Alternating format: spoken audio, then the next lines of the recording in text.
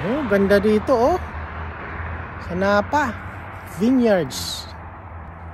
Yan. Yan ang vineyards dito sa Napa. At maraming ganyan dito. Mapapansin nyo, ang color niya ay yellow. Pero dati, green yan. Ngayon, yellow na kasi fall na ngayon. So, nagtuturn na talaga ang colors nila from green to yellow. Tapos, mag-change naman sila ng leaves pagdating ng ilang buwan. Yan.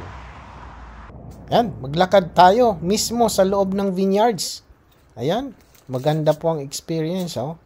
Actually, mayroong yung mga bunga na pwede mong pitasin. Actually, nagtikim ako, matamis.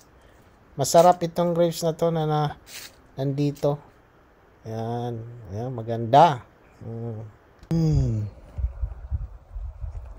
Daming grapes dito. Hindi ito tikman. Maliliit. Maliit nga lang. Daming grapes oh. Tikman natin kung matamis.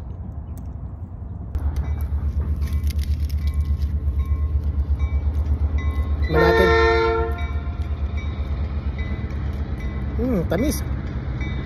Huwag nga lang, may puto. Ayan o. Ito yung isa. Tingnan natin. Matamis siya. Tamis.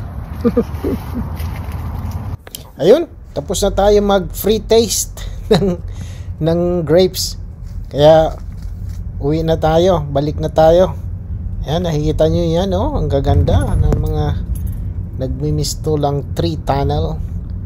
At sa bawat left and right mo, maraming vineyards.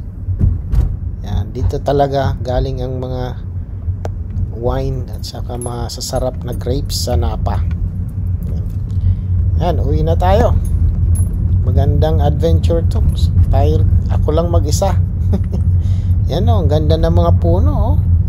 Nakikita niyo yan? Grabe oh, ganda talaga rito sa Napa. Sige, sa susunod na naman.